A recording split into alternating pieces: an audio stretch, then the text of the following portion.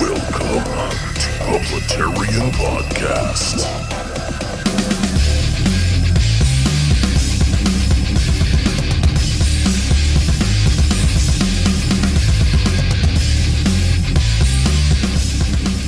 Hello, everyone. It is your Tier 1 podcaster, Ronald Johnson, Publitarian, coming at you once again with another episode of Publitarian Podcast. And I was just kind of enjoying my day today and realized, I have not recorded the podcast as of yet. And then I looked down to get my stuff prepared, and then I noticed some breaking news. According to Fox and other sources, Trump accepts Nikki Haley's resignation as UN ambassador. And I did not see that coming.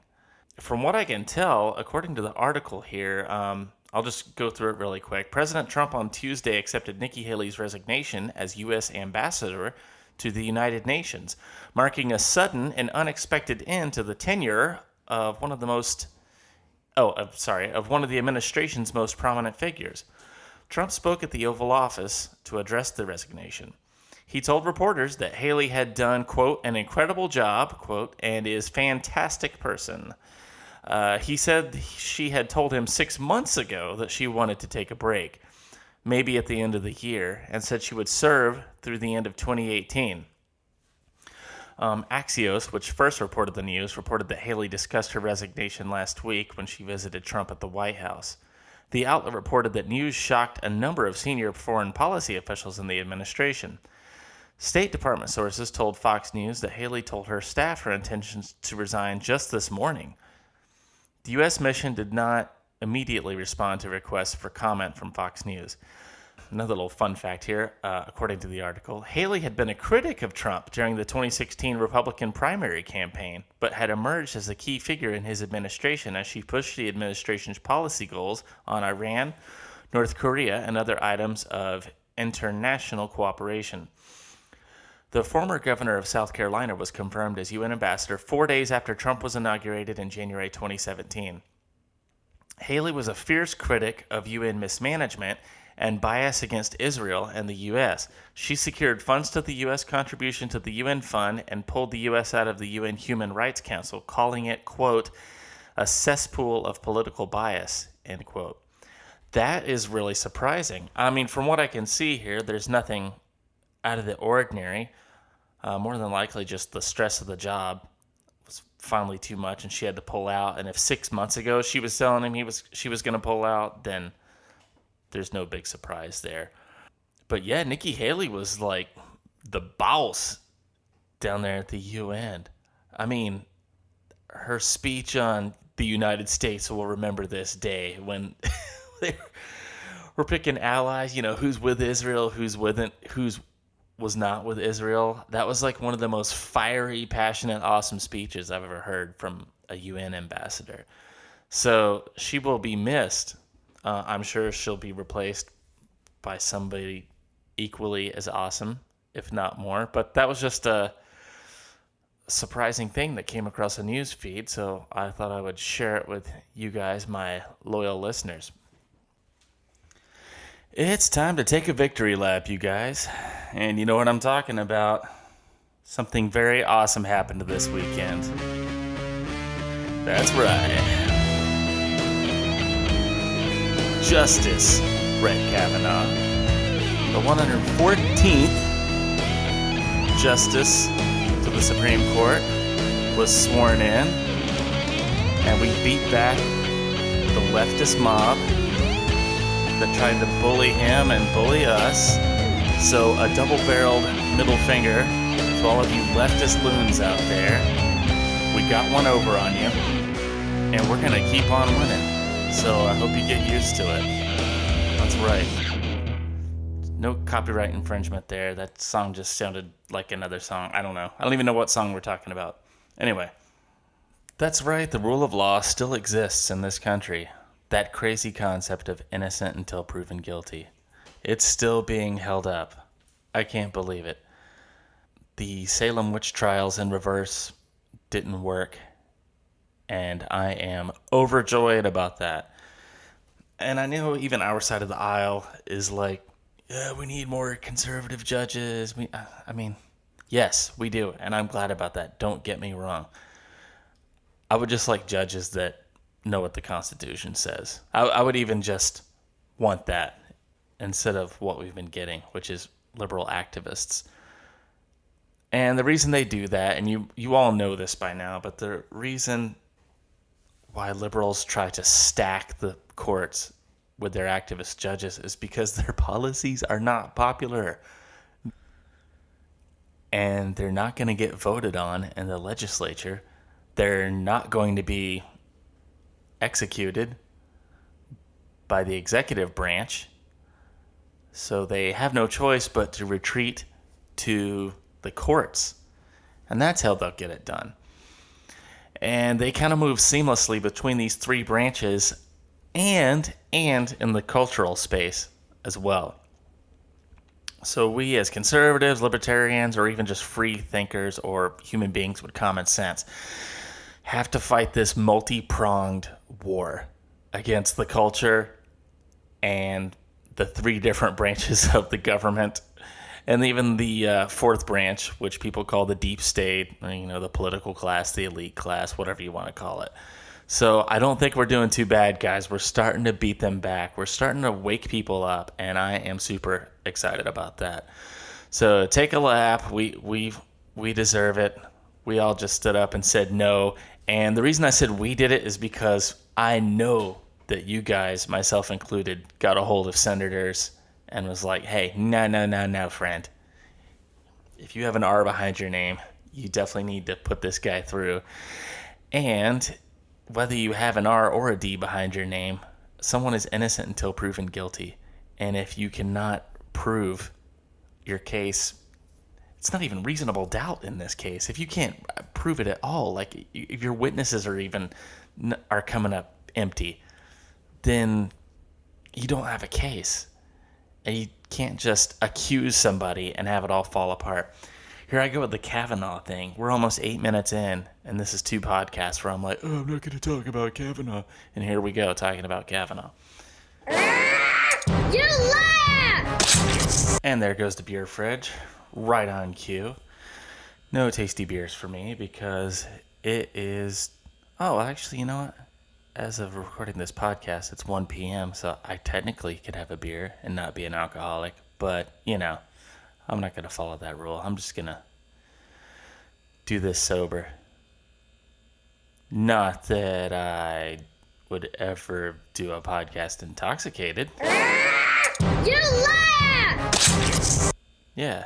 Anyway, what else is going on?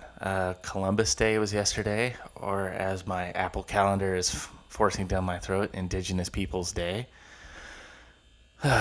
Where to begin with this? I would have loved to have had Red Pill Teacher back on to talk about Columbus. He briefly touched on it last time he was in here, and it was a hoot. But yeah, taking history out of context and applying it to our transgendered 2018 history that we have, our liberal, Marxist-cooked, warped history. When you look at any history through that prism, you're going to come up empty and have some hurt feelings.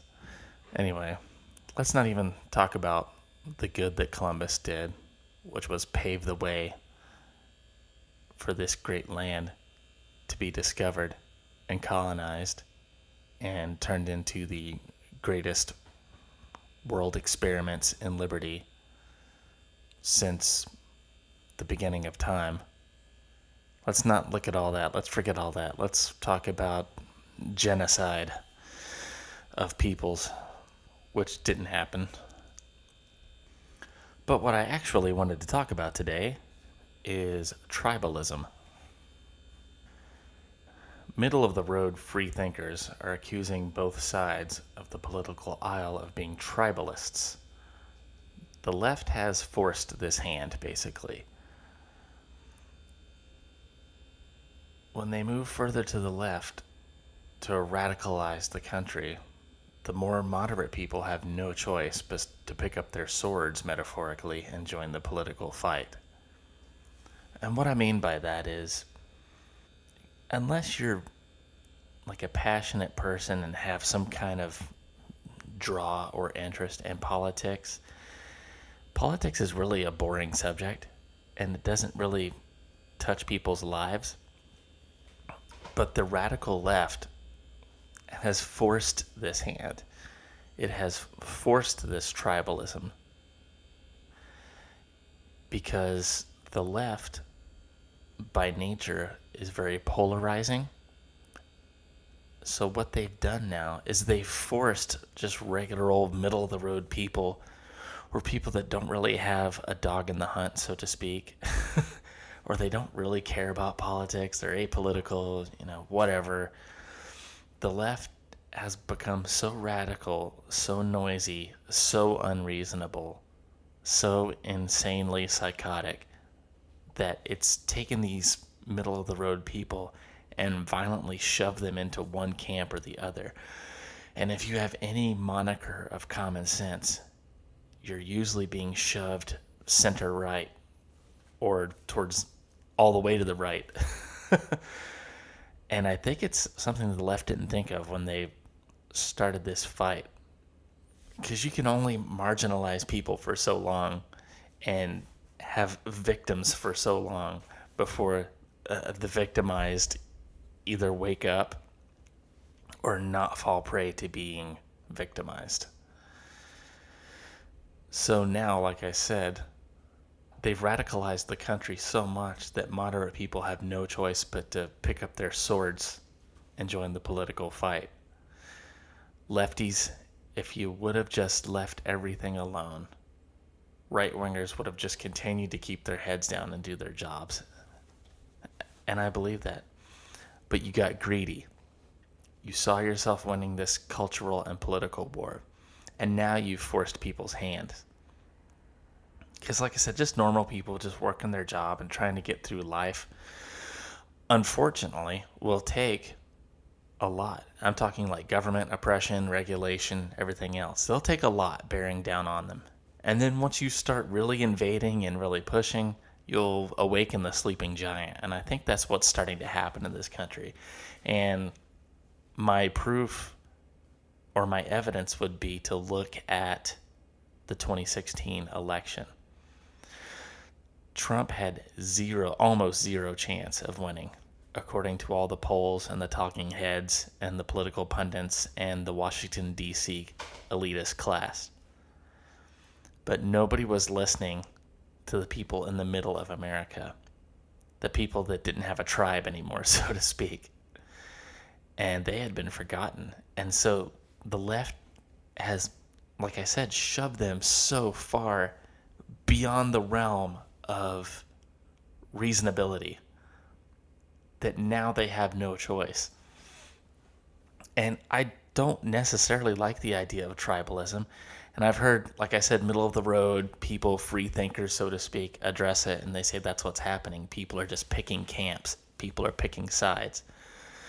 And it's harder and harder to be like a moderate or a middle of the road person.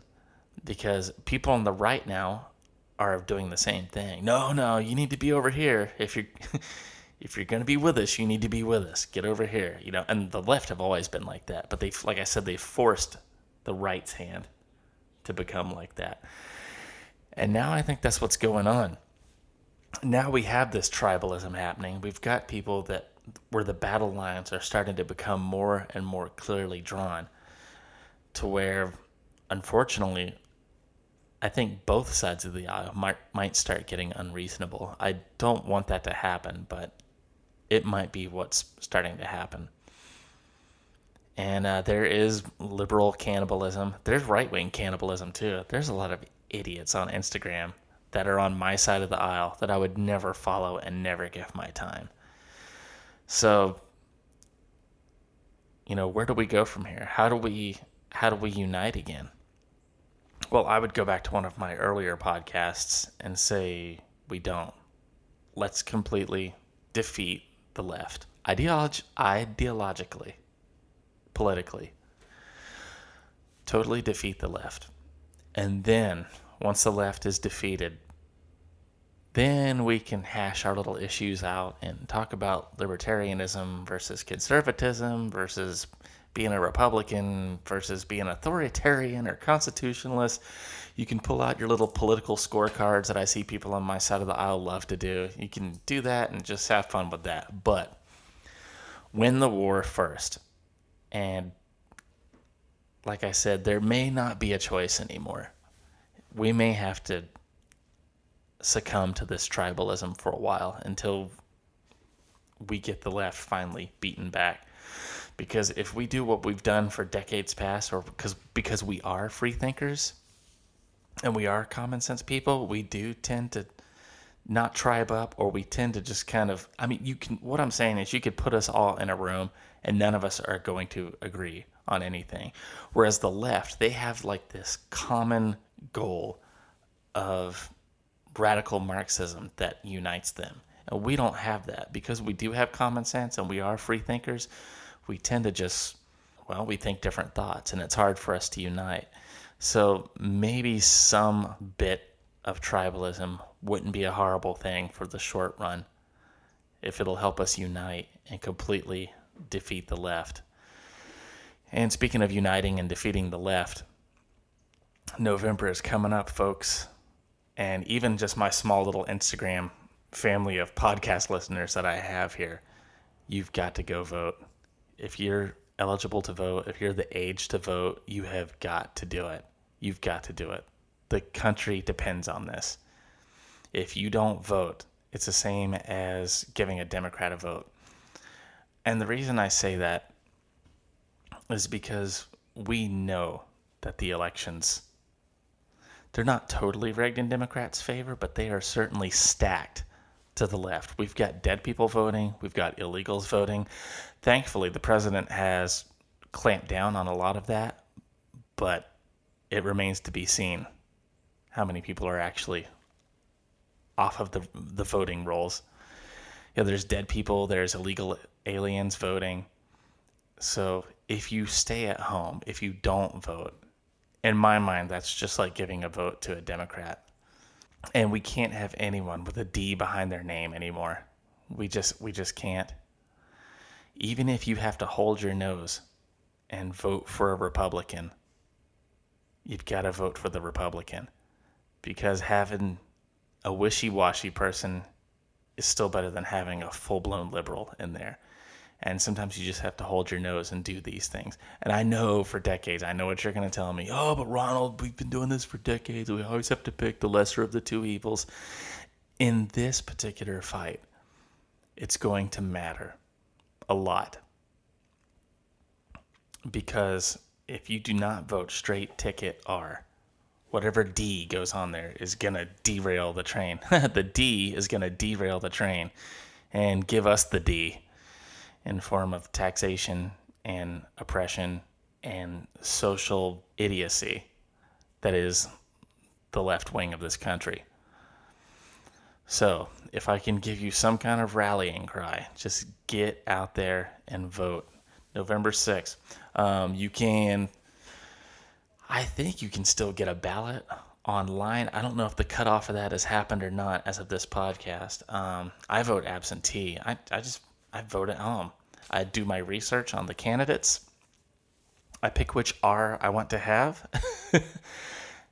Then I sign my ballot and off it goes. And the conspiracy theory is those ballots aren't counted. They are indeed counted. One of my favorite podcasters that I talk about, Dan Bongino, he talks about that. He actually ran for a congressional seat in Maryland, and he had won the race until they counted the absentee ballots, and then he lost. So those absentee ballots do work. So again, be sure to vote. November 6th is the voting day. Find your local place. Take people with you. Grab friends that have their voter ID and go vote. And vote R. We've got to get more Republicans in, and we've got to snuff these Democrat political ideologues out, or they're going to ruin our country. 2016, we just put on the brakes right when we were going over the cliff. And if we don't do something about it, it's just going to continue to go over the cliff. Like, again, I'm not saying Republicans are perfect, but the only other option is Democrat. And don't talk to me about libertarian candidates or independents, yada, yada. You are throwing your vote away if you do that. Like I said, let's totally defeat the left. And then we can start talking about ideology and politics and whatever else we want to talk about with like-minded, sane people, or at least more sane than the Democrat Party. So, what is this, the fourth or fifth time I've said it? I'll say it again. Get out there, vote, vote, vote, vote. Take people with you, friends, family, relatives, anybody that can vote, that's going to vote R. Don't encourage a person that's going to vote D to go vote. Tell them that that's November 8th. Republicans vote on November 6th, and you guys vote on November 8th. Don't forget that. Anyway, that's all the time I'm going to take up today. But addressing the tribalism again, maybe we need to be in our tribes for a little bit until we totally get the D's ideologically and politically destroyed, until we get this thing turned around and our culture and our politics are one of sane, rational people with common sense. Here's hoping, right? Thanks again so much for listening to the podcast, you guys. This has been fun. I'm still doing good numbers with my downloads, and it keeps growing. So thank you again so much for listening. You guys take care, and DM me on Instagram or email me at thepublitarian@gmail.com or publitarian@gmail.com. Thank you so much, guys.